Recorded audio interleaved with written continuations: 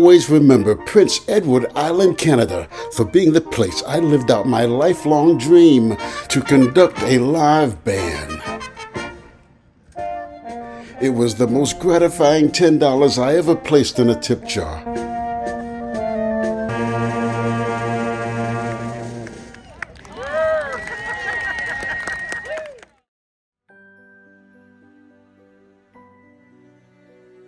On Prince Edward Island, they say you're always 20 minutes from the beach, no matter where you happen to be on the island.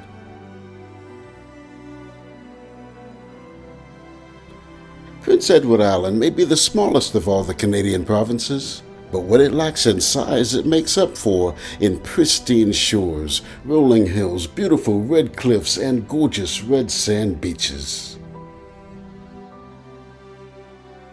I imagined what it must be like to work on the farm I saw out there across the field in the distance. I'd be able to look at this view every day. The island calls itself the Million-Acre Farm, and that's because of all the unspoiled countryside it still has after all this time. Close to half the population of Prince Edward Island lives in Charlottetown, the capital. So it's not hard to understand why there's so much unblemished countryside and way fewer people once you get outside of Charlottetown. One thing Prince Edward Island is known for throughout Canada and the world is its distinctive red soil, and there's several beliefs about how the soil got that color. The first one is a legend that comes from the indigenous people, the Mi'kmaq, who have lived on the island for thousands of years.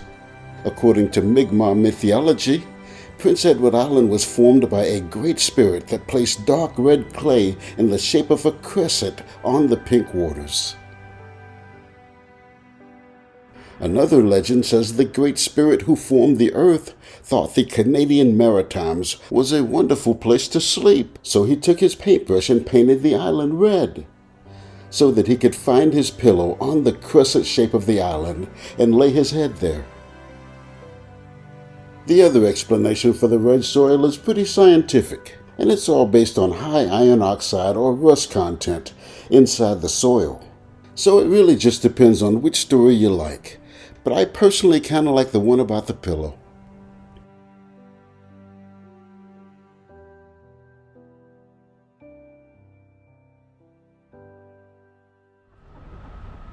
Before long, we arrived at the most popular tourist attraction on the island, Green Gables Place.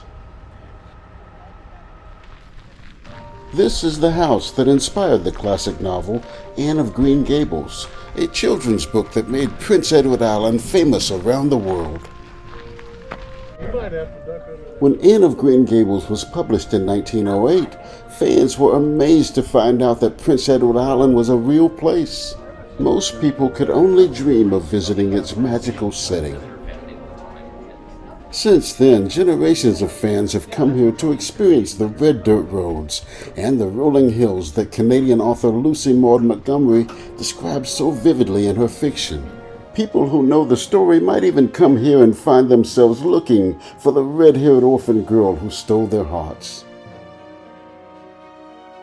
Anne of Green Gables is a sentimental coming-of-age children's novel about an 11-year-old orphan girl who finds a home with two elderly siblings, a sister and a brother. The girl, Anne Shirley, winds up with the siblings due to a mix-up at the orphanage. Matthew Cuthbert and his sister, Marilla, live on Prince Edward Island and need help on their farm called Green Gables. So they applied to adopt a boy from an orphanage.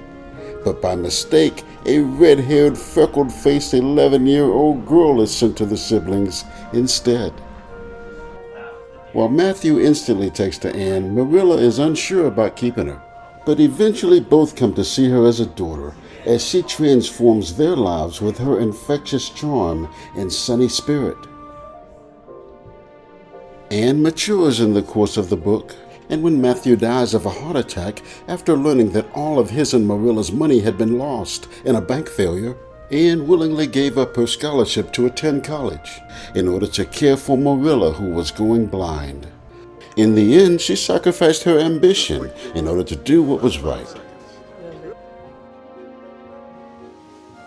Even if you haven't read the book, the house at Green Gables provides a unique look at a historic period on this beautiful and tranquil island.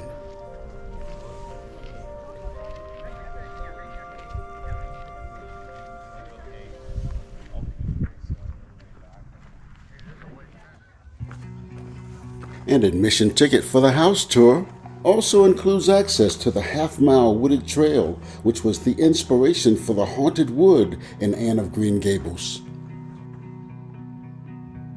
With her powerful imagination, Anne as a young girl terrified herself by imagining the woods around her house to be haunted. In the novel, Anne and her friend Diana are afraid to take the shortcut through the haunted wood because Anne makes up ghost stories about the woods and then gets terrified to go through the woods because she believes her own stories.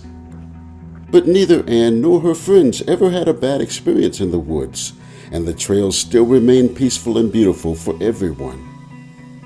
Anne is in awe of the simple beauty of Prince Edward Island. She is brought to her knees by the sheer beauty of her surroundings on one splendid June day. In Anne of Green Gables, nature isn't just a backdrop to the story, it's another character in the novel, an active participant in Anne's active imagination. Anne makes friends with the nature around her. She finds companionship in plants and playmates in the brooks. At Green Gables, she shows respect for nature by giving lakes and lanes flowery, dramatic names. At the end of the novel, she looks to nature as a metaphor for her future, full of mystery, beauty, and promise.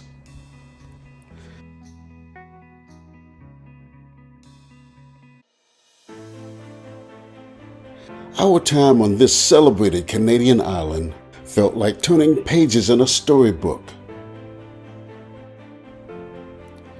Prince Edward Island weaved its magic all around us while we walked on its famous red clay roads, witnessed the majesty of its green hilly countryside, and toured the farmhouse that inspired a timeless classic novel.